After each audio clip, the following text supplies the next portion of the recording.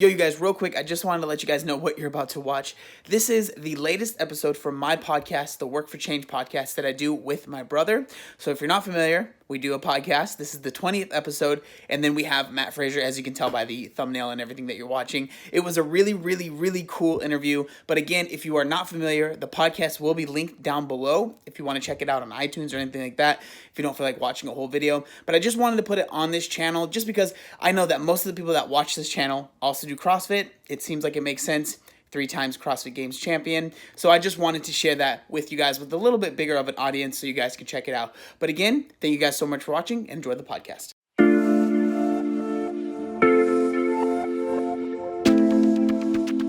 Hello and welcome to the Work for Change podcast. My name is Sean, spelled like Gene. My name is John with a silent H, and welcome to episode 20. And it is a banger of an episode, you guys. Yeah, we've made it to 20. 20. Against what everyone else thought. Against all the haters that didn't believe in us. We made it to episode 20. So take that. Take that, haters. And now it's our last episode. No, yeah, just kidding. We keep on making that joke. And, it's not funny. It's less funny every time we make it. Yeah, but 20 episodes in and we're still making it. Okay, so we are very excited about this episode because we have multiple-time fittest man on earth, three-time champ, Matt Frazier. Yep. I still can't believe that we did this. So cool. Yeah, I mean, we were like before the interview, we were talking about just like the just have the audacity to ask, because what's the worst thing that's going to happen? Yeah, so and the worst thing is he could have left us on red. Yeah. So the way that this happened, just real quick, I was watching a video from my friend Craig, and he was interviewing Chris Henshaw, and basically Chris Henshaw said something along the lines of he feels very lucky to be in the position that he's in, and a lot of it was because of asking. Right. And then I was like, okay, then I'm going to ask Matt Frazier to be on the podcast. I sent him a message on Instagram. He doesn't follow me. It's not like we follow each other. So in my head, he wasn't going to see it at all. And he ended up responding. That's literally how this happened. And then that was yesterday. Yeah. So it was yesterday. And then he said, I can do it tomorrow. And we said, yes, sir. Let's do it. Yeah. So, I mean, it's super cool. And we were just talking about like what. So if you're listening, like, and you're afraid of doing something, just ask. Mm-hmm. Just ask. What's the worst that can happen? Yeah. Leave you on red. And, sometimes it sucks to be left on red, but it's not.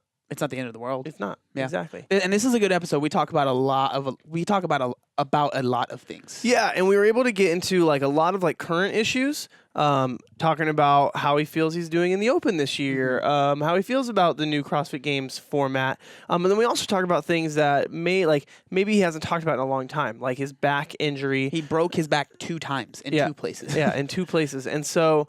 Being able to really hear about just how he recovers, how he comes back from falling behind, and then also how he's dealing with all the changes that are going on in the CrossFit Games format. It's a very timely interview in that sense, but also I really feel like it talks a lot about his heart with the sport, and Sammy and F-16s. Yeah, and we also get into the general perception of him by the media. Before was very like, he doesn't talk that much. He's very kind of like, I'm a man's man, and but it's just not the case, and you guys will see that in the interview. Obviously, you'll see how he's a complete, just super nice guy and very, very talkative, and it was a lot of fun, and I'm really excited for you guys to listen to this. Yeah, and then I think the climax of the episode was where I was telling everyone and told Matt Frazier that I beat my brother in a workout. So let's get into the episode. Can't get much better than letting Matt Frazier know that you beat your brother in a snatch. Also, I let him know that I am beating John 2-0 in the Open so far this year. All right, thank you guys so much for tuning in to episode 20 of the Work for Change podcast. Hope you enjoy.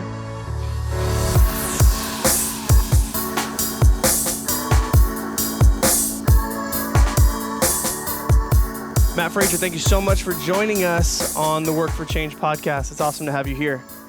Yeah, thanks for having me. So do you get like tons of people messaging you asking them to be on for you to be on their podcast? Every once in a while, I've, a lot of I look back on a lot of the work that the people have done, and, if it's just like a tabloid type thing where they're trying to get you to say something incorrectly and, make a story out of it just to get clickbait out of it, I just kind of scroll by. But, the people are putting out good content and I like the message that they're putting out, then I'll usually try to make time for it. Yeah, that's interesting because you probably do have to deal with. I would assume being whatever you want to say, a bigger name in CrossFit or whatever, just in the sport in general. There's probably, I'm assuming you probably get messages from fans and people that are like excited to talk to you that would like to have you on their podcast because they're genuinely interested in you and they like what you do. But then there's like the opposite side of it, which are people that are maybe not the biggest fans of CrossFit that are like, I'm going to try and put this guy in a corner and like get him to say something. It's a lot easier to take a clip out of context and turn it into something controversial that's going to get a lot of clicks. Rather than putting in the effort, making good content and trying to tell a good story. So, I used to say yes to everything. And then I had that happen to me a couple of times. And, I read the article or listen to how they chopped up the interview. And I'm like, that's not what I said at all. But like you chopped it up to make it sound like that. So, I can only control what I can control. And that's, just making sure I'm putting myself in a position with good people. Mm-hmm. So if Jillian Michaels were to ask you to be on her podcast, totally best podcast ever. 100%. Oh man, that made for some good comical content. Yes, I saw the memes coming out from that. Oh my gosh! And you can't do anything but just to see the funny side of it, and it made it for some great memes. And like I remember seeing some of the stuff like Hepner was putting out, and I was just man, good. That's awesome.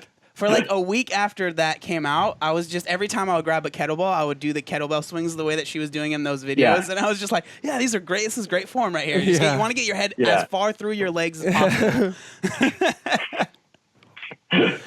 Okay, so a lot of people, we know, like we've heard kind of your athletic background coming from weightlifting and stuff like that. So we don't need to spend too much into like the origin story of, how you got into CrossFit. Yeah. But one of the things that's kind of like glazed over that we wanted to talk about within that area is the reason you stopped weightlifting was because you broke your back?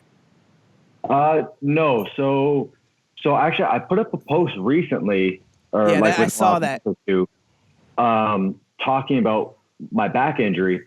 And so I've always thought, I talked about it a lot when I first got into CrossFit.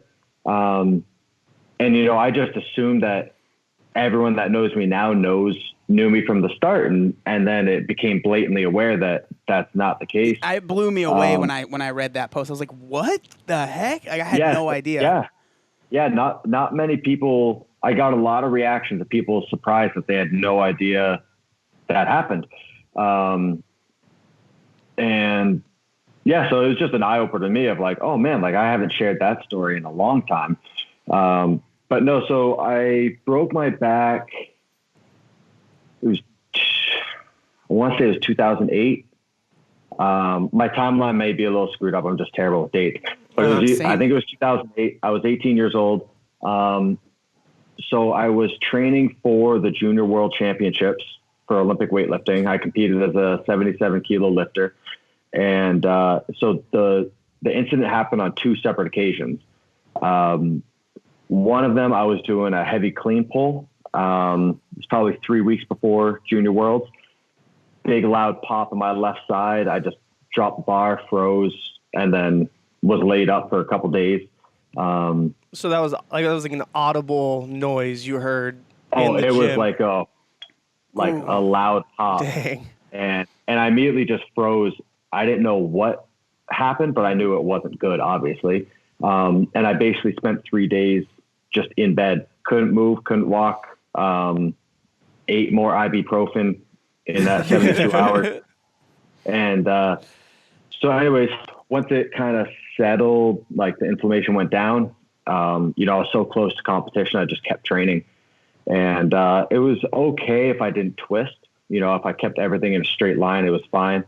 And then it was about 2 weeks before the competition. So, you're really hitting those heavy singles.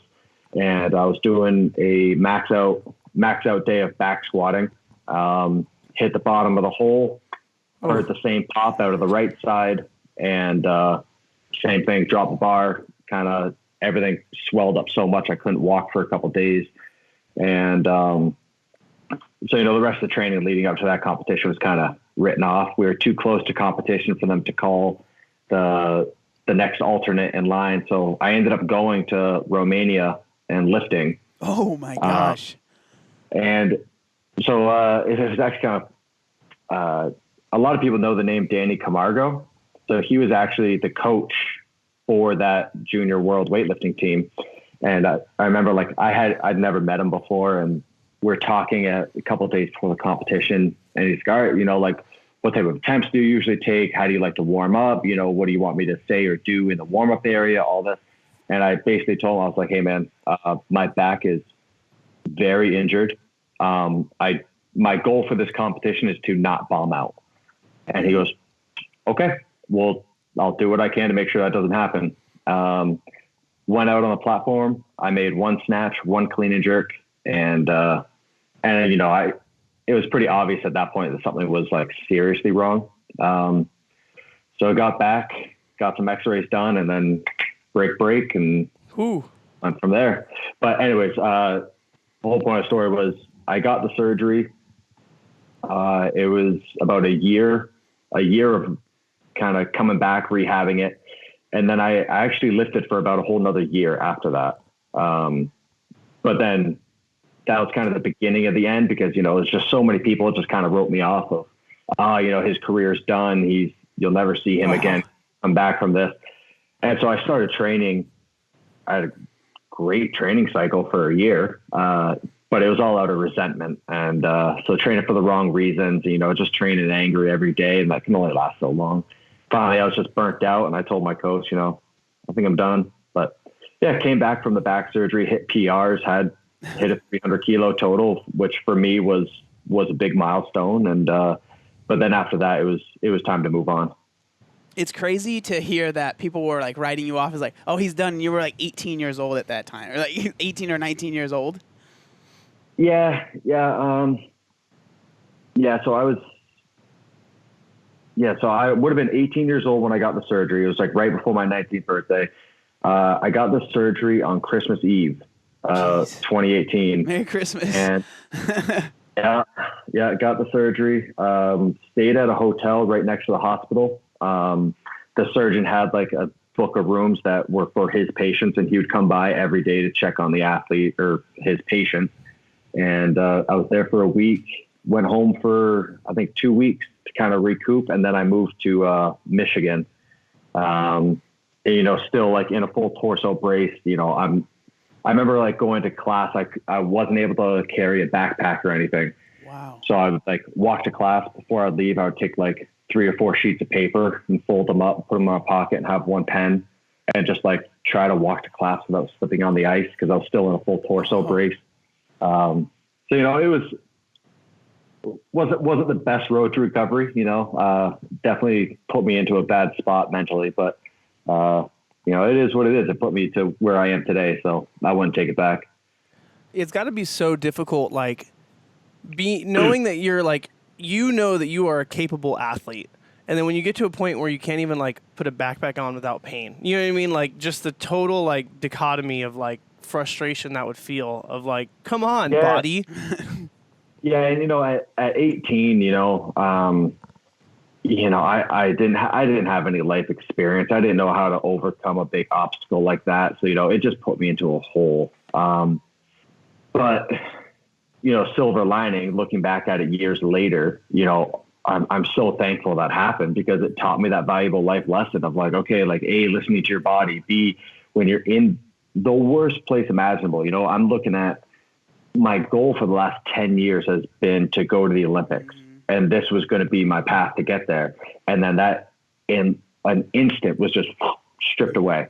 Yeah. And in the moment, it's there's no coming back from this. My life is over. Everything I've worked for is over. Now, when I'm dealt a hand like that, it's okay, this sucks, but it will lead to something good. Mm-hmm. I will find the silver lining, whether it's tomorrow, a month from now, a year from now, I will find the silver lining in this situation. So, in the long run, I would never take that situation back in a million years. something that we've talked about on the podcast a lot is like what you place your identity in. And for a lot of people, like, it's really easy when you're good at something to like place your identity in that, right? Like you put your identity in, I'm a very good weightlifter, I'm capable. But it seems like now you've probably put your identity in other things that aren't even related to like your physical endeavors, you know, and like being a good boyfriend and things like that, you know, like being a good person in general. 100%, you know, and it wasn't so much like the identity that I had from weightlifting was still there when I was coming back from the rehab and all that stuff. The hardest part was when I stopped weightlifting, because, you know, all through high school, I was winning school age national championships, junior national championships. You know, I was known in my network as the weightlifter. I was the one that was the Olympic hopeful. So when I laid down my cards in the weightlifting, you know, I was at the age where all my friends were graduating college. You know, they all had their own places, all this stuff. And then I moved back home, and I moved back into the bedroom that I grew up in. Mm-hmm. And I started going to UVM to like basically start my college career. And it's like, I was like 23, 24 years old, basically starting what all my friends and peers had finished already. Oh, that was a shot to the ego. Like, it was a dose of reality. Of basically like everything I've worked for the last 10 years is gone. And now I'm starting over. Like, I'm this washed up athlete that's living back at my parents' house. And you know, that was tough. That was tougher than any rehab that I had. And then on top of it, I went from training 2-3 times a day for the last 10 years to nothing. So now not only am I in this terrible place mentally, but I'm also have a lot more free time to think about it. Yeah. Yeah. That's when, is that when the Ben and Jerry's every night came into play? Yeah. You know, I've like, I love food. I love eating. And I think there was a dose of, you know, so I was living up with my parents, and I think there was a dose of like, they saw like how sad I was constantly. And so my mom was like trying to like cheer me up, like, and she saw how happy food made me. So it was like, she would get these like, it was a full rack of ribs that were like pre-cooked in like, and so you literally just put them in the oven for like 10 minutes to heat them up. And it was multiple times a week I would have a full rack of ribs and a pint of Ben and Jerry's at dinner. And, you know, it's that instant gratification of like, ribs make me happy, ice cream makes me happy. But then an hour later, you just hate yourself even more because you're just yourself. I know how that is. It's crazy to think, because you see like in like America, obviously NFL is like the biggest sport, and you always see like the guys that like retire or whatever. 6 years down the road, you're like, whoa, this person's like put on so much weight. It's crazy how fast that really can happen. You know, especially when you're used to training, like you said, 2 times a day and like burning thousands of calories. So you can eat anything. You don't even have to worry about it. I am the most guilty of that. I mean, even in the month after the games, where, you know, it's not even like I'll allow myself to eat what I want, stay up as late as I want, all this stuff. And you know, it's just like letting your hair down, kicking your feet up, and just doing what you want and not feeling guilty about it. And then it's usually after like a week or two, I'm like, all right, like I'm tired of being tired. I want to go to bed at my bedtime, wake up at my, have a good diet so I feel good. And it's like, I almost force myself to keep eating like shit.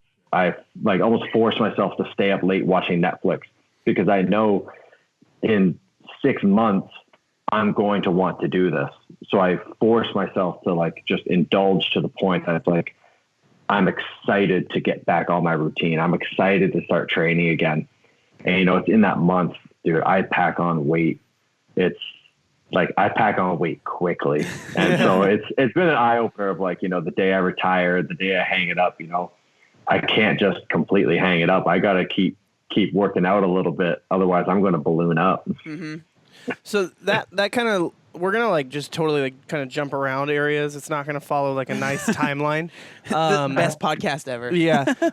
But that what makes me think of is we're in this new season, right? Things are totally different. Everything's changing. It's almost like, you secured your ticket to the CrossFit Games at the Dubai Championship. So it's almost like you have an off season, but you really don't, because you're still doing the Open, and then you have the games coming up. So it's like, where does your mind, like, where do you want to kind of sit as far as, like, you're not in the month after the games, you will have your ticket, but you don't want to, like, start ramping up for the games right now. Like, where does that kind of sit, like, training-wise? Yeah, you know, the whole new format definitely changed up the whole off-season thing. You know, I did my best to stick to what I've done in the past as much as I could. So, you know, the month after the games, I took a month completely off, you know, without, I didn't go to the gym. I didn't do anything fitness related. You know, I literally just picked up the hobbies that I wanted to pursue. Luckily for me, Dubai went well. So, you know, I have that emergency plan that, you know, if the Open doesn't go well or something goes wrong, I can fall back on that invite from Dubai. But at the same time, I'm not 100% sure of like the ranking going into the games. Mm-hmm. If, you know, I've heard a couple different things of like the top 20 gets priority, then national champions, and then the invite. And, you know, we don't know the format. So I'm always planning for the worst case scenario of you show up and say there's 140 or 180 athletes, individuals. And it's like, all right, everyone that got invited from a sanctioned event, you're in the first heat. And then all the rest of the athletes are going to go after you, and they know your time. They know what they have to beat. Yeah. So it's nice knowing that I have that invite, you know, worst case scenario, I'm still there and I'm in the first heat or whatever. So, you know, I would like to qualify out of the Open as well. I'm trying to put myself in a position that no matter how they stack it, I'm still in a good position, but I don't really know. Yeah. Because I know like the whole CrossFit community, when the whole new rules were announced, or not even really announced, kind of announced or whatever, when everything was going on and everyone was confused, I know that everyone else kind of felt a certain way. They were kind of annoyed or upset. You know, people that aren't going to the games, just, you know, people like us that are just watching. What was going through your head? Like, do you remember what it was like what was going through your head when you first heard about things are going to be changing? No more regionals. That's completely gone. Like, I can only imagine being the champion, you know, like. No, when the changes, when it was first announced that there are going to be changes, you know, I think it was a little bit of anxiety of just like, whether it's change for good or bad, you know, like I'd rather the devil I know than the devil I don't. Mm-hmm. So that, you know, I think there was a bit of anxiety immediately with that, but then at the same time, almost immediately after, it was just like, nope, like I'm not going to be concerned about this. I will I'll make an attack plan when the changes are written down and definite. You know, the rumor mill can spew things 100 different ways. And so it's just like, no, I'm not even going to concern myself about this until I see something in writing and something's definite.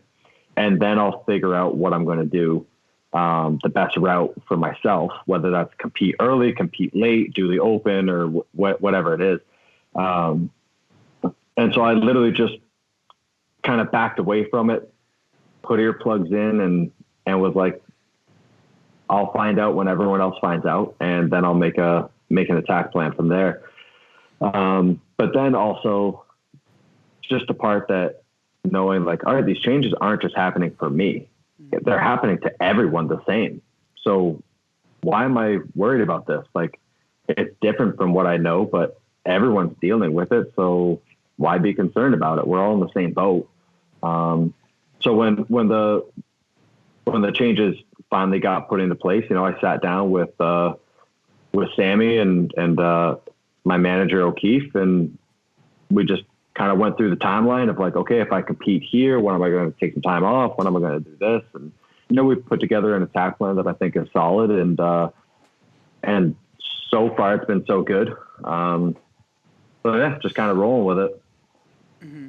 So was for you when you saw that, okay, we can make it to the games if you win a sanctioned event, right? Was that kind of in your head was like, that's what I want to do first. I think that's the best like attack plan? Or were you kind of thinking, I forget exactly what, if it was announced at the same time, if it was like you can win a sanctioned event or be top 20 in the open. I'm not completely sure. But was that like, I want to win a sanctioned event and get my ticket there? I think something I want to say we didn't know about the open quite yet. Yeah, I think you're right. I think when I agreed and signed up to do Dubai, the part about the open wasn't released yet. I think before I got to Dubai, maybe they had said something about it. Mm-hmm. Well, I'm not 100% sure of the timeline. But the whole purpose of doing Dubai was just the fact that it was the first opportunity to qualify. Oh, yeah.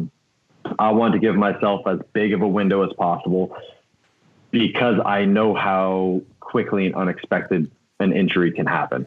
Yeah. So, you know, I'm going into Dubai like, okay, you know, if I twist my ankle and can't compete in the desert run, you know, well then the competition is over for the most part. And then I want to say I had 5 other competitions lined up. Wow.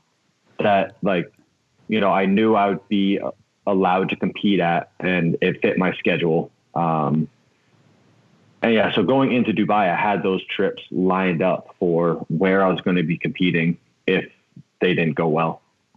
And, well, that was the question I wanted to ask you. Do you have any plans of competing at any other sanctioned events now that you have your ticket, or are you done? Right now, I'm planning on doing the Rogue Invitational. Oh yeah, okay. But I think that's probably the only one I'll be looking at. You know, it just lined up well with. You know, there's a lot of factors I looked at. You know, it lined up well with the timing that I'm used to with regionals, and the big part is I trust that they are going to put on a phenomenal event. Mm-hmm. Like it's going to be run on a schedule. Like that's one thing that, you know, they're not going to like, oh, you know, like we're just delayed. So, you know, just warm up again in an hour type thing. Yeah. They have a ton of experience with being in CrossFit. So I'm sure the events are going to be amazing. You know, it's going to be all proper equipment, and they're looking to put on a good show. So with all those different factors, you know, it just, and another big part is that I can drive there. So, you know, it's about a 6-hour drive, I think. So it just makes life easier to be able to drive there, have your own car. You know, we'll probably get an Airbnb or something so Sammy can keep cooking, and I won't be off my regular schedule. Yeah, the Rogue Invitational, it just looks fun. Like that looks like one that would be fun to just go to as like a spectator as well, just because of like the amount of athletes they have, and they have that what are they calling the it? Masters of CrossFit. I don't think it's called Masters. It's something else. Legends or something like that. Legends event. I like that. I think that's really cool. That's gonna be sick because I know people that haven't competed in years are like competing and are like super stoked to watch the Legends event. You know, I keep fairly good contact with like Jason Khalipa, and you know I know he's getting ready for the Legends event, and you know he's sending me workouts and his time. He's go do this workout. Let me know what your time is. And then he's asking me to send him workouts with my times, and so you know, but you know even guys like Spieler and Tommy Hackenbrook, you know, like when I first got in, you know those guys they were it, and I've always loved watching Hackenbrook compete. The dude is a freak. And so I'm excited to watch him just throw down and just hopefully be his own self and just kill it on the competition floor. So before we started recording, I told you that we've actually we met once, actually at your house, randomly enough. And you were there, as we said before. As we said before, yeah. But I remember during that conversation, I was kind of like, oh man, like Matt Frazier, he's really standoffish. He really doesn't care about talking to people. You know what I mean? Kind of like that vibe was not, it wasn't your fault, right? Like you weren't like putting out this like, I don't want people to like me. It's just that you were always being filmed at your most intense times or interviewed. Yeah, I mean, I guess like, yes, it is my fault. That is the vibe I was putting out, but it's like when I'm at a competition, like I'm there to compete, you know? You're there to win. You're there to And I mean, there's no winning in that situation. You know, if I'm focused on competing and don't want to talk to anyone, then it's like, oh, he's standoffish. He doesn't care. Like he's just being a prick. And then if I'm on the starting mat waving to everyone's like, yo, focus on the competition. Stop being a crowd pleaser. You know, there's no winning in that situation. That's a good point. But like, honestly, we were like in your garage. You just finished working out, and we all like sat there for like 3 hours, just like literally just chatting it up. And it was like, it was pretty much basically what you said is like, if I'm on the competition floor, you're quiet, but like start talking to you like in a like at your house or whatever. It's just like you're a much different. It's like a much different persona. And so the reason I bring that up is because I feel like with this new, like with media being more dispersed, right? A lot more people have access to cameras. A lot more people have access to, like you did the podcast, or not podcast, but the video with Craig, you know? Yeah. And then you also did the video with like Arm & Hammer. Like you've been able to kind of... Buttery Bros. Yeah, exactly. Like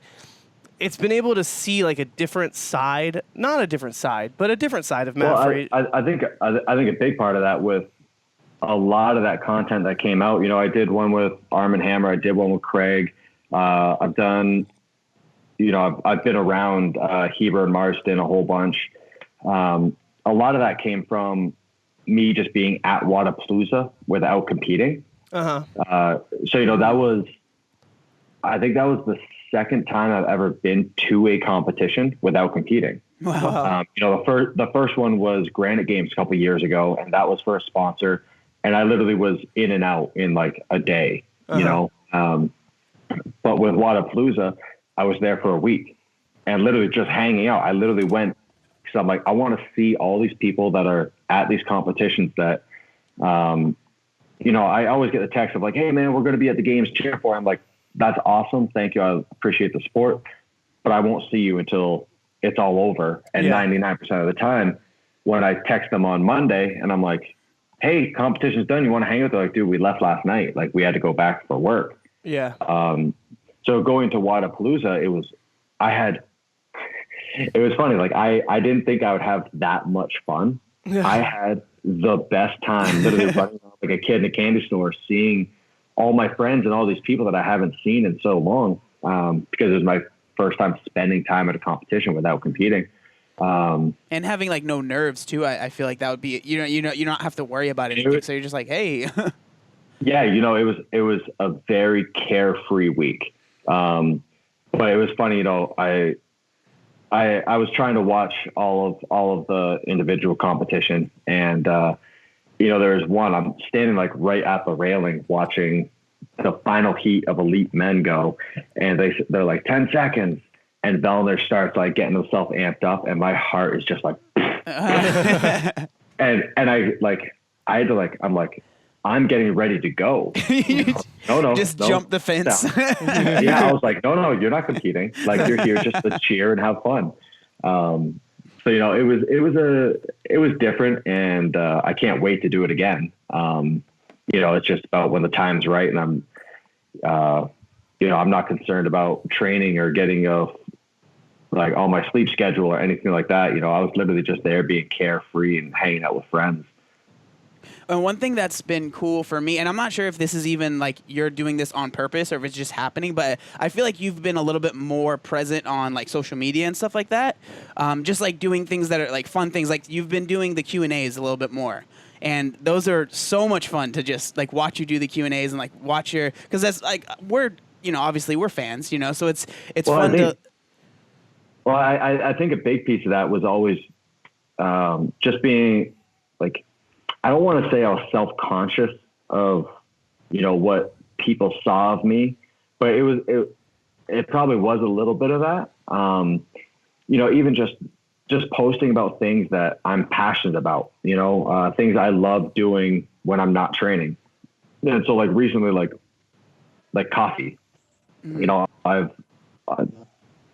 feet and I learning the science or the techniques behind like making espresso. I had no idea how much there was involved in it.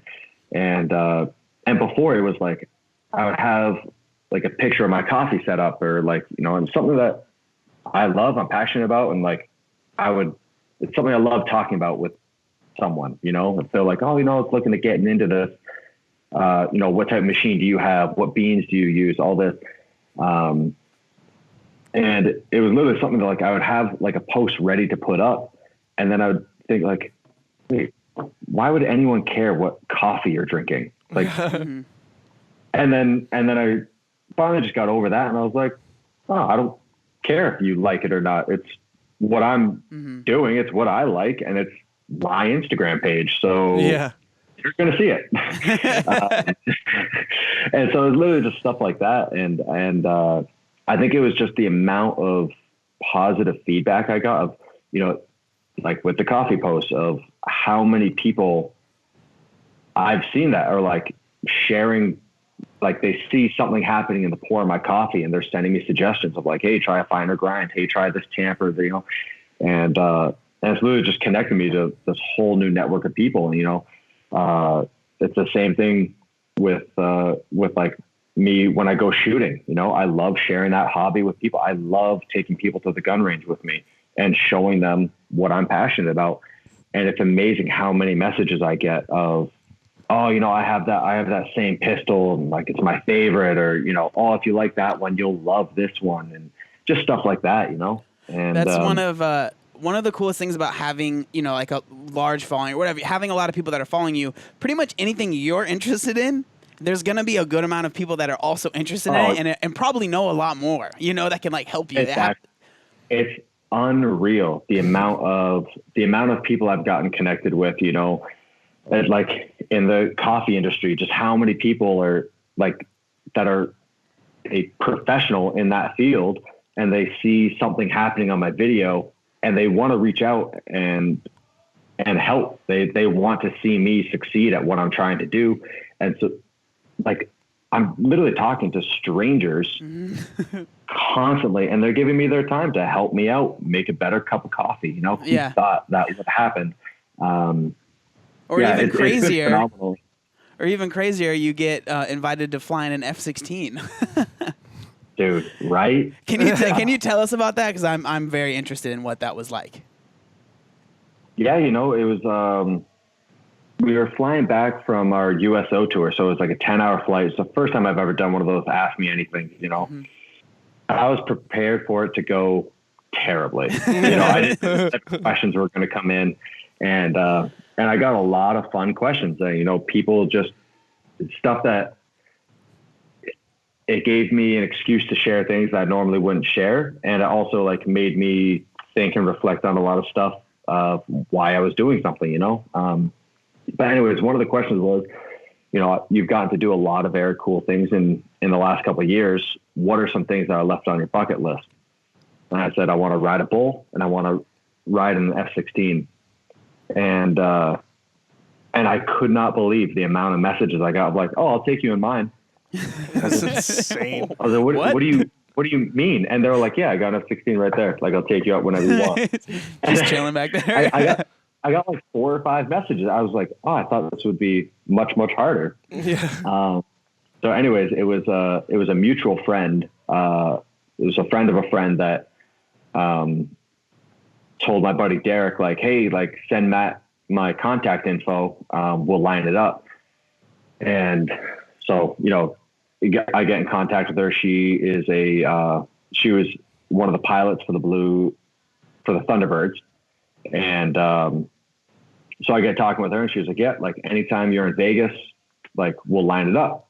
I'm like, oh, I'm actually going to be in Vegas in like 3 weeks. Oh, nice. And it just worked out perfectly. You know, I was already going to be in Vegas for SHOT Show. And, so I just took one of the days I was going to be at the show and just went, and flew with them.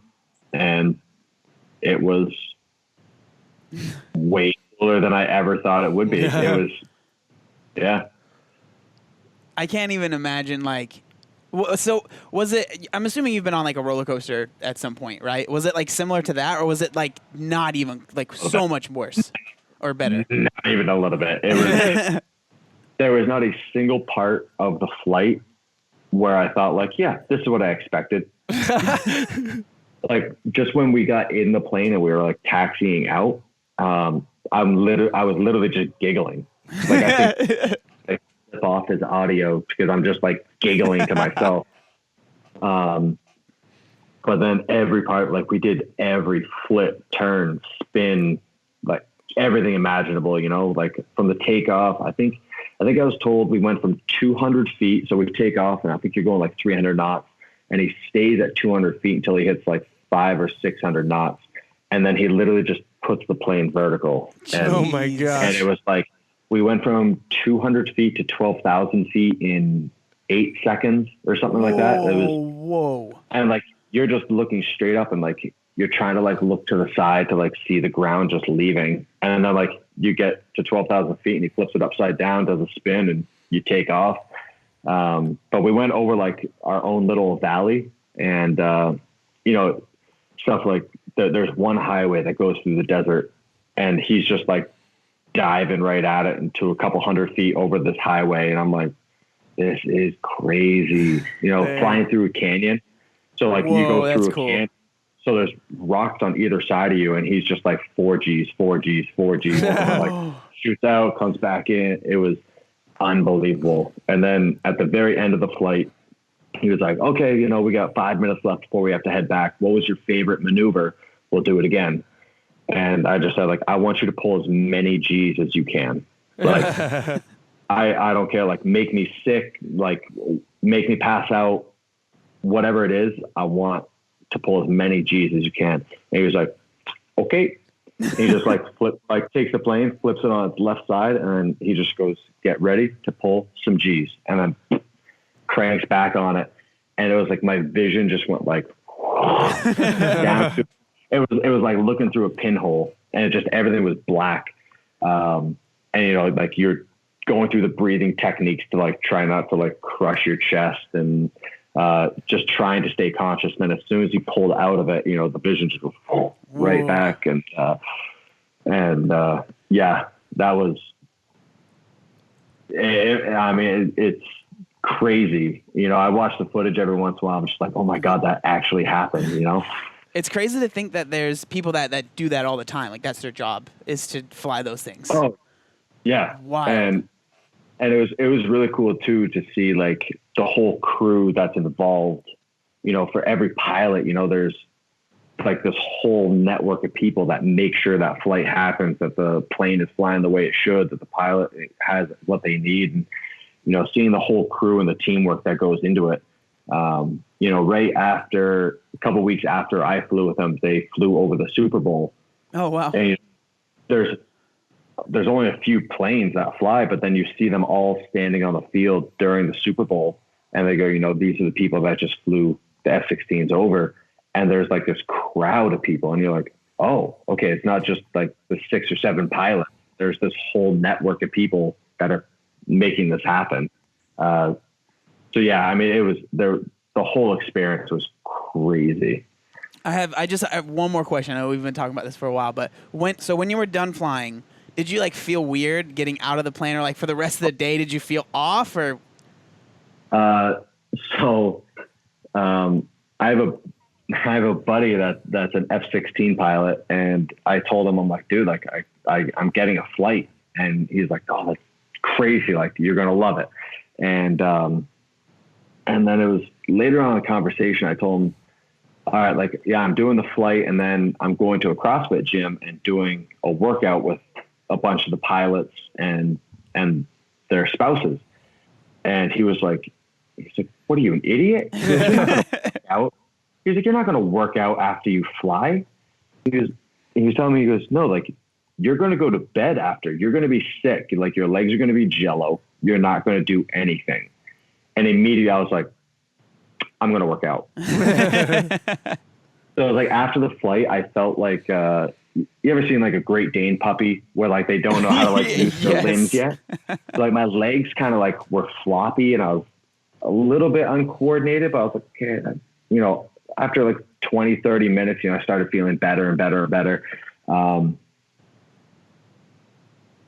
So from the flight, In-N-Out Burger, crushed 2 double doubles, went to the gym, did a full like 30 or 40 minute EMOM with all the people. And the whole time I'm sending my buddy videos of like, yo, you said I was going to be sick. Yo, I'm crushing burgers right now. Oh, you said I wouldn't be able to work out. Yeah. I'm hitting a 40 minute EMOM. Yeah. And you still beat it. You still beat everyone.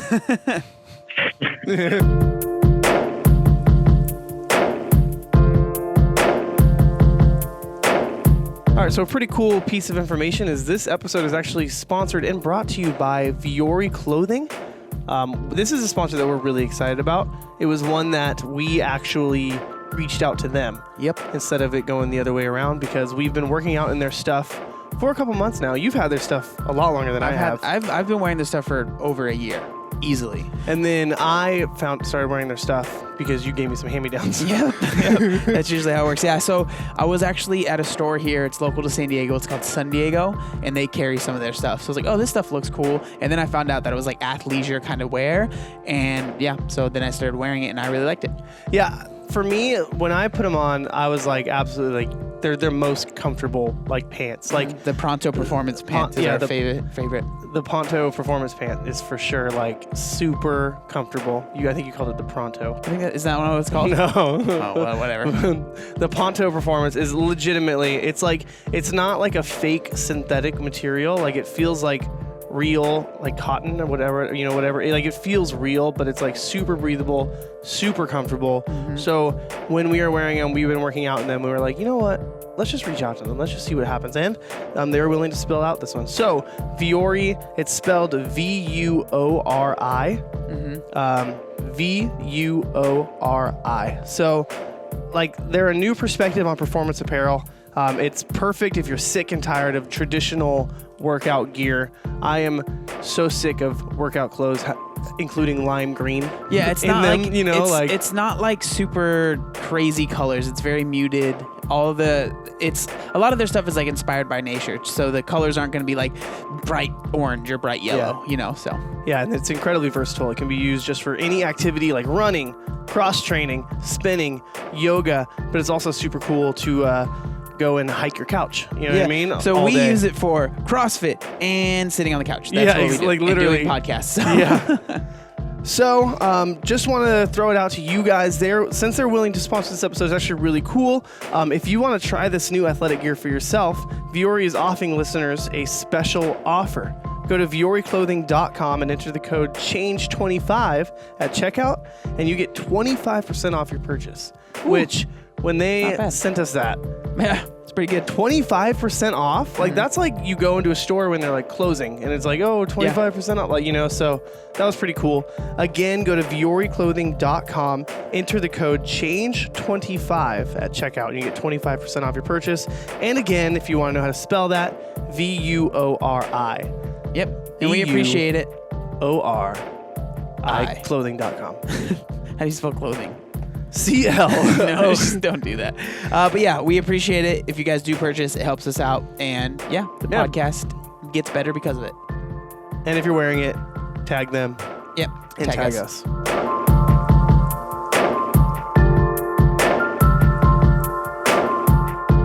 So, you were talking about like Airbnb, having Sammy there. We know, but a lot of people who don't know, like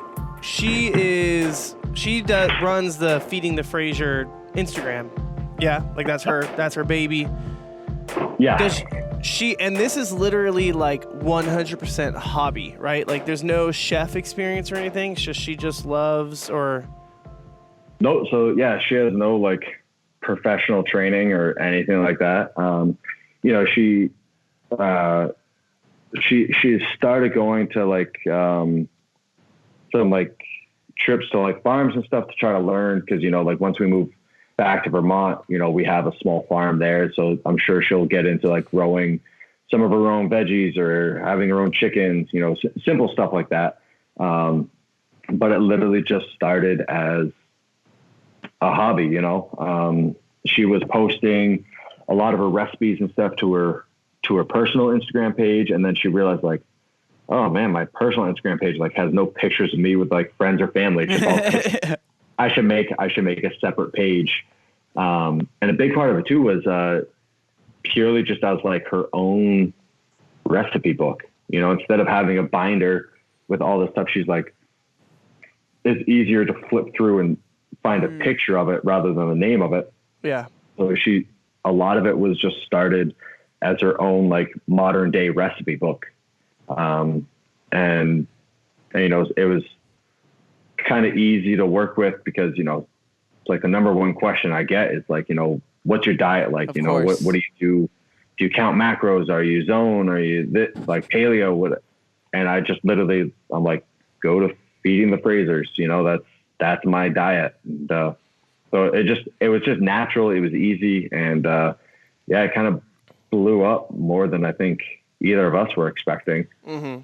It's really cool seeing. I mean, just the aesthetics of the page. I mean, she just does a really good job of like the pictures obviously look good, and I'm sure the food, I've obviously never tasted it, but it looks like it tastes just amazing. And what I think is cool is how she puts it's like you said, it's like a recipe book. So when you swipe, you can see all the steps that she took of how to make the exact thing. So I think that's really cool too. So it's not just like, look at what I made. It's like, here, you can make it too if you want. Yeah, you know, the whole thing with the stool started, she made something and wanted to send a picture of it to her sister-in-law. And I think we're having a Thanksgiving dinner, and it was like, so the whole like island was full of dishes already. The table was full. And so she literally like just had to put something on the stool as a spot to set something down. And so she took a picture of her toes were in it by accident. And then I think they just started sending pictures back and forth to each other, like in that format of like kind of just your toes poking into it. Yeah, you know, it just kind of, I think it works so well because it's organic. It's real. That's actually what I'm eating. It's actually what she loves doing. And it's just like a cute format. So my fiance's name is Sam as well. And I always feel like it's somewhat passive aggressive for me to be like at Sam on the Feeding the Frasers page. It was like, make this. I like this. Please make it. But whenever I go to like a sponsor thing where I'm like, you know, I'm just like hanging out in a booth, meeting fans and stuff, Sammy's usually not far away. You know, she's usually nearby. And so 90% of people that know me know Sammy, and she gets comments all the time from like the wives. They're like, oh, as soon as you made that page, my husband started like asking me to make bagels. Like, thanks a lot. Yeah. You know? Yeah, I always look at the food. I'm like, well, that looks good while I'm eating my oatmeal. I'm like, yeah, I'll never get there.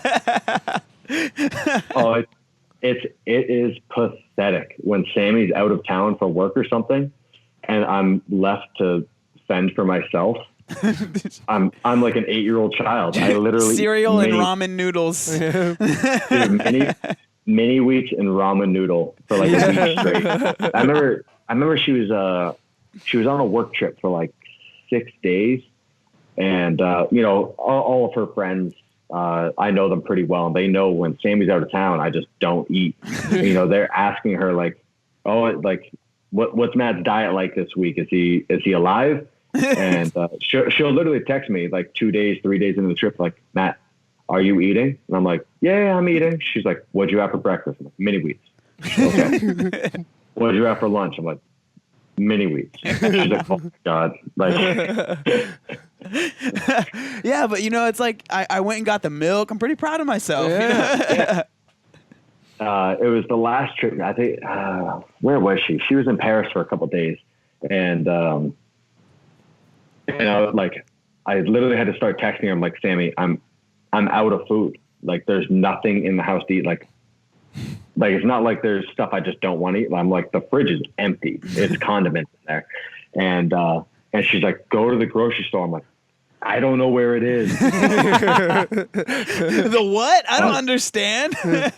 Yeah, she has this app where she can order groceries online and they get delivered to the house. And so she was like, oh my God, you're useless. And she just like ordered me a full order of groceries online and they got delivered an hour later. And you take a picture of them. You're like, okay, but now they're not cooked. I don't understand what to do here. Where do these things go? Yeah. So when you guys do, or when she's cooking, when you guys are eating, it's not, you were saying like, it's not a structured plan. It's just kind of like, ooh, this is good, I want it. Like, or this is good. Or she like is like, I want to make this. Let me experiment. It doesn't like follow like a thing, right? So I don't count calories or zone. I don't follow any specific diet. You know when food is good for you, not good for you for the most part. You know, like I don't eat potato chips. I don't eat candy bars or soda or anything. Like you cut out the obvious things. And then most of my meals are just like a meat, a veggie, and rice. Yeah. So most of like breakfast is super simple. It's like eggs, bacon, oatmeal type thing. And then meals after that are usually meat, veggie, rice. At certain points in the season, I have to like ask her, like, please stop making cookies. Please stop making cheesecakes. So she never eats that stuff, but she'll literally make up like a full-size cheesecake because she knows I love it. She wants to put it on her Instagram page, and she'll cook this in cheesecake, and then it's just her and I, and it's just sitting there. And I'm like, Sammy, like, you can't put this in front of me. Like, I will eat all of it. Yeah. So, there's points in the season where like the little treats, I try to cut those out. But, for the most part, it's just like, just work hard in the gym and like, when a food's good for you or bad for you. Like, so that goes. I try to stick to like the broad strokes of healthy. Yeah. And that kind of goes into like the next thing is like with the same, your training is also just kind of like you have an idea of what you want to train and then you make workouts to do that, right? Like it's not like I mean, yes and no. I do a lot of self-analysis of, okay, what are my weaknesses now? I'm dealing with that a lot right now of stuff, that say 3 years ago, it was a huge weakness. So I hammered. And then come around to the next year, it's like, okay, I don't need to do that movement for a while because now it's an outstanding strength. Yeah. But then that mentality is in my mind of like, oh, I don't need to work on that movement as much because it's a huge strength. Well, before you know it, 6 or 8 months has gone by and I haven't done it or I haven't worked on it, and I jump into a workout and I just get bundled by it. And it's like, oh crap. Like, yeah, I need to maintain these things. So, there are specific things that I follow programming for. I work a lot and very closely with Chris Henshaw. So basically anything that involves, lungs, with all, with my weightlifting background, I have enough of an idea how to maintain or make progressions in the list that I need to make progressions in. And then even when I don't, I reach out to someone and they'll write me a program. But in terms of like the generic, like Metcons and workouts, for a long time I was with Bergeron and he took care of that. And then for the last year I've been on my own and now just training with Tia. I just jump in on a lot of her stuff. I love Shane's style of programming. it's good, it's smart, it gets the point done. So I've just been kind of sticking close to those two for the last couple of months, and I've really been liking the results from it.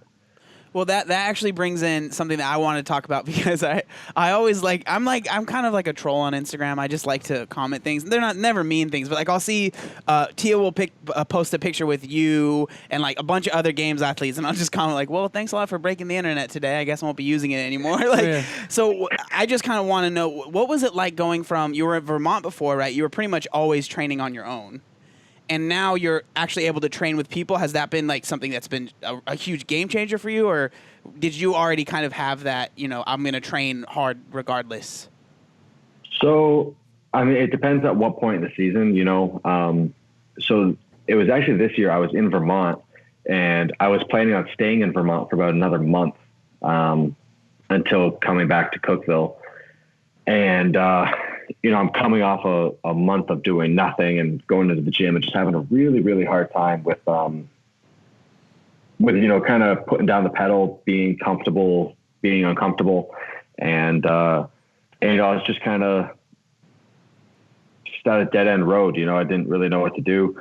And so I've had up until this point, I've basically had zero contact with Tia, we've overlapped at the games, but that's literally we're walking to the competition floor, they're walking by, and it's like a high five, like good luck, wow, whatever. So I got her phone number, and I remember I was out at my property, kind of just doing work and kind of in a tough place of trying to get motivated to train. And I just called her and said, like, hey, this is Matt. I was like, are you in Cookeville right now? She goes, yeah. She goes, are you training? She goes, yeah. All right, if I come back to Cookeville tomorrow, do you want to train together? She goes, yes, please, get down here. Went home, asked Sammy, hey, you good with moving back to Cookeville? She goes, yep. And so it was the next day we packed up the truck with what we wanted to take with us. And then the following day, it was a 17.5-hour drive. We went straight through. Oof. And then Tia and I have just been training together basically every day since then. And it's just I couldn't ask for a better dynamic for a training partner. Over the years, I've trained a lot with other games athletes. Going into competition, I've trained a lot more with the female side. And I think it's just a better dynamic because, they're not my competition. They're very capable. We're doing the same workouts, but there's not that concern. If Tia beat me in a workout, I'm not going home and oh my God, she's going to beat me next week at the competition.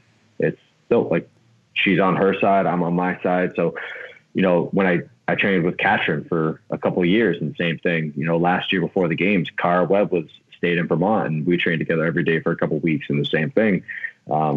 So with Tia, it's just a great training dynamic. Literally couldn't ask for better friends from her and Shane. They're over here all the time for dinner. Those two, Sam and I, hang out all the time. It's just a good vibe going out. Yeah, that totally makes sense, especially where you were talking about training with a female, because I can only imagine no matter what, I feel like if when I'm training with my brother, it's hard not to be I want to beat him, and that's all I care about, right? And so I can see how that would be. It's nice because you have someone to push you, but it's not mentally you're overthinking it at all. Yeah. A lot of the male competitors, I'm good friends with them. And so it's in the off season, I love hanging out with them when we do overlap, or, training with them when we're not close to competition. But it's tough.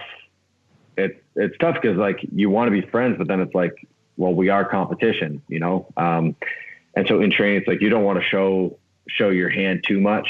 Yeah. So yeah, getting close to competition, I think it's a lot easier. I think it's more on the mental side. In competition, I'm going full out. I want to beat Tia. Same thing when I train with Katrin. I want to beat Katrin. But if she does beat me, I'm not going home and losing sleep over the situation. Yeah. So it just makes life a little bit easier. No, it's good because yesterday we had a workout. Oh my at the gosh, here we gym. go. And it's snatches, and I suck at snatches typically all the time, and I'm trying to work on them. But You need to say the exact text you sent me. no, I don't. Yeah, you do. Yeah, you do. Basically, I beat him in a snatch workout. I was very. It wasn't a snatch workout. I got a heavier snatch than you, and I beat you in the workout. I did the workout first, okay, and he knew my number, and I was going light. Oh, you know, see, my lower back was a right little there. tight. That right there. If you go into the workout knowing the other person's score, it's tenfold easier. Yeah, to see? beat. Told you. That's 100% of the time. So he beat me Like, by 5 pounds. No, I didn't know your weight. Whatever. And then the coach, Okay. the coach was like, "Are you trying to beat your brother?" And I'm like, "What?" He's never beat me in a snatch ever.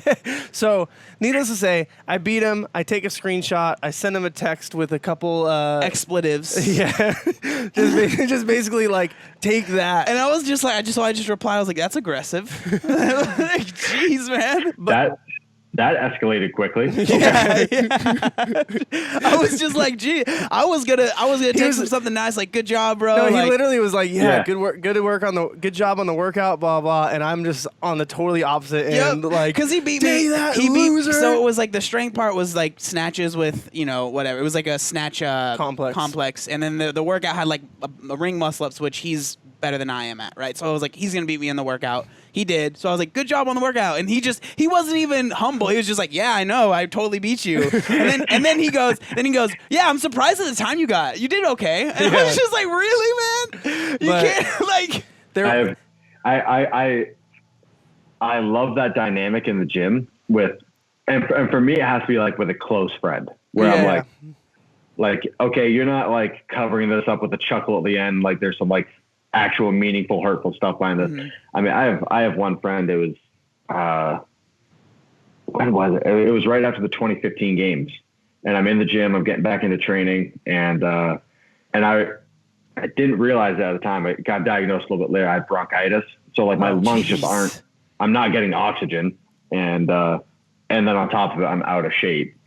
And we did 2 workouts back to back that were very good movements for him. And after the second one, I'm bent over, I'm sucking wind. He beat me on both of them. And he's walking around the gym. He goes, oh, just call me Ben Smith, beating you in 2 workouts. And I'm like, that's painful, man. Too that soon. Is so messed up. But yeah, just that trash talking. It's fun from time to time. Oh my gosh. Call me Ben I'm gonna Smith. use that That's next time savage. I beat you at a workout. That's Dude, it was- savage, dude. It was weeks after the games in Oh my 2015. gosh. And he said it, and I was so taken back. I was like, wow. Jesus. Like man. in Step Brothers, like, you don't say that. And then it was like, I forget what it was. It was like a week or 2 later, he what was it? He needed me to like drive to New Hampshire with him or something. So, it was like a 3 or 4 hour drive each way. And I was like, no, I'm not driving to New Hampshire. Like I have stuff to do. Like I'm not taking my full day to drive to New Hampshire for you. And he was like, what the hell, man? I flew all the way to California to watch you fall off a rope. Oh my gosh. You should have. What time you pick? I was like, what time you picking me up? I'll go. You should have been like, you should call Ben Smith. Maybe he'll take you. No, I get trash talk. It's good to put someone in their place every once in a while. Yeah. No, it's for us. So we've been doing CrossFit for a little, like 2.5 years. Yeah, right? almost 2.5 3 years. And John started, I don't know, like a month and a half before I did, right? So, and we're pretty close on a lot of movements, and so it's actually been really nice, like having the dynamic that we have, because it's like pushed both of us, I think, to be better. Yeah. But at the same time, it's like we're brothers, so there's not like you said, that venom behind, like, oh, I beat you, and it's like, I'm glad that I beat you, and you're worse than I am. It's like, no, we're brothers. We're gonna compete. I had to start doing a different programming for a little bit because he started getting like really good, and it was like getting in my head, and so I wasn't like doing workouts to get like the best stimulus or the best effect. It was like every workout I did was to beat him. Yeah. And so 100%. And like that's the big part of like training with another like your competition is. A lot of times it's like, I do a lot of workouts that it's like, I don't care about the score I get. I care about hitting the stimulus that I'm aiming for. You know, I care about hitting the weakness that I'm trying to get better at. And if you're just always going for the top score, sometimes those other goals get thrown to the wayside. And it's like, well, getting the top score and beating your friend is usually way more gratifying. Oh yeah. That's why I like the open, because it's like, you know, it's that number in paper that says I'm better than you are. So. Yeah, we're in the middle of a open competition right now, and so far it's so I'm the younger brother, so obviously it's even harder, right? So far it's 2-0 him, even though we got the same score. 0.2, but he had a better tie break. Yeah, I did. Yep, I was there to push. So John did 19-2 the first time, didn't get to the third bar, and I was like, absolutely. You only missed about how many? 2 cleans? Like 3 cleans, yeah. And I was like, that's unacceptable. Like, you are going to get to the you're third going bar. to get it. But at the same time, I only got 1 rep at 225. So I was like, I want him to get to the third bar, but I don't want him to get there faster than me, and I definitely don't want him to get more reps than I did. But, you know, it all worked out for the good. Like, we both ended up getting to the third bar. That's all that we wanted, so. Yeah. Yeah, you know, Matt, right? How difficult that third bar is. Third bar was tough. It was funny. I was setting up for that workout, and so we're at Rogue headquarters, so CrossFit Columbus, and so Dan Bailey is the coach there, and you know, he's walking by, and I had 275 loaded up, and I'm warming up for the workout, and I'm starting to think, I was like, when was the last time I cleaned this? I don't know. Hasn't been since the games. Wow. And I turned to Dan. I was like, "Oh, Dan, you want to see a post games PR?" And he's like, what are you talking about? And I cleaned it, and I dropped it. And I went, that was the most I've cleaned since the games. And the look on his face of like, why would you not clean it in months? And I was like, I don't know. I forgot. Like, we're supposed to do those. I forgot. It was like he was like personally offended that he was like, wait, you've been capable of it and you haven't done it? I'm like, no, dude, I totally forgot about cleans. Like, that's awesome. You did 16. You did it in 16 as well, right? Yes. Yeah. You did. Do you remember what your time was then? So I looked it up once the workout was released, and I was like, I have no idea how I attacked this last year. Like, if I did touch and go, or if I did singles, or how I broke the toe to bar, you know, I no memory of those workout. And so, yeah, I pulled up my old video. And yeah, I think, it was 2016. I finished at 7:30. And then this year I finished at 6:28. So a little bit over a minute faster. Nice. So I have I'm not sure if this Fairly pleased with it. I'm not sure if this is a question that you can answer or even would want to, but like when it comes to it's nothing crazy. When it comes to the open, like if there was a workout that in your head you would be like, this would be the best case scenario, like my favorite workout that they would put in the open. Has there been one, or could you like think of one that would be like that? I would crush that for sure. You know, I think in years past, I would probably have a list of workouts that I was like, yes, this is my wheelhouse. I want to do this again. I think a lot of the workouts that like I've won in the open, you know, I've had a couple where I had the top time in the world, the top score in the world. I don't think many of them were ones I was expecting to do well on. Wow. And you know, there's like, I think back to like some of the workouts I did in like 2014, 2015, and like I couldn't touch the time I put up back then. But it's like, say in 2014, like my clean and jerk was outrageous. Well, odds are my 1,000-meter row weren't so hot.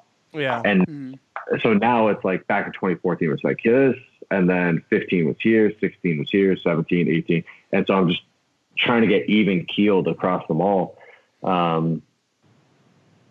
Yeah, you know, I don't like, there's some workouts from the open that I hope that I won worldwide and that I hope I never see again. Mm-hmm. You know, they're just so painful, you know, like, what was the one? It was, like thrusters and rowing.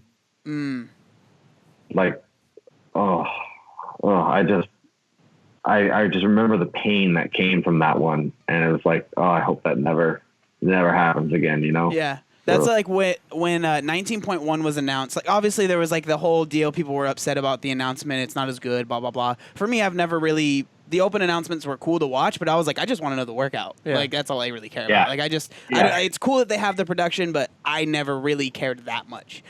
So I was like, people were like, oh, the workout's so boring. Like, it's not even be that crazy. And I was like, this is rowing and wall balls. This is going to be the most, and it was the most painful open workout for me, at least, because I like rowing, or I feel like I'm okay at it, and wall balls aren't that difficult, like the 20-pound wall ball for me. So I was like, I know that I can do well, but how well do I want to do? Like, pretty much, how much pain do I want to put myself in? When that workout got released, I was relieved. You know, there's a lot up in the air about the new season. You know, how are they going to do this stuff? And so there was obviously some concerns of like, is it going to be gimmicky, or are they going to try and do something new, and, you know, all that. And so when that workout got released, it was such a relief that it's like, okay, this is just a test of fitness, you know? And when I saw that workout, I was like, no problem. I love rowing, love wall balls. I'm just going to crank this one out of a park. And then I did my first attempt, and oh my God, it was awful. And I was like, yep, underestimated that one. So I gave it a couple of days and then redid it with a whole new strategy. And I feel like I got a half respectable score. You know, it's definitely not what I would put up for a score like week before the games type thing, but, you know, it held its own. But yeah, it was just a big relief to see the first workout, the second workout, that they're good tests of fitness. Yeah. Like you know, it was like when I watched the open announcement, it's like, yeah, it can be cool to watch like a games athlete do it and see how they attack it type thing.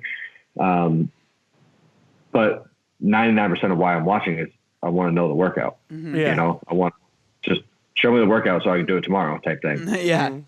Yeah, for me, it's the kind of it was the same thing, like the relief, because a lot of people have been like, oh, they're going to start doing like all strict pull-ups and strict muscle-ups and strict handstand push-ups, or like, I don't know, like people were making the jokes about how the new CrossFit has like that like couch and like the whole setup. They're like, you're going to have to do med ball cleans and stuff like that. So like, I was like kind of nervous. I was like, I don't know what to expect. And obviously there's 3 weeks left, so we still don't really know.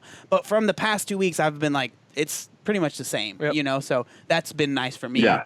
Because like the only thing I'm nervous about is if they put pistols in, because I have really terrible ankle mobility, and I really, really hope they don't put those in. That's like the one thing I'm just like, please don't put pistols in. Because Jean would love that, because he can do them, so he'd beat me for sure. Yeah, I'm just waiting for the gymnastics workout so I can beat him. Depending on it.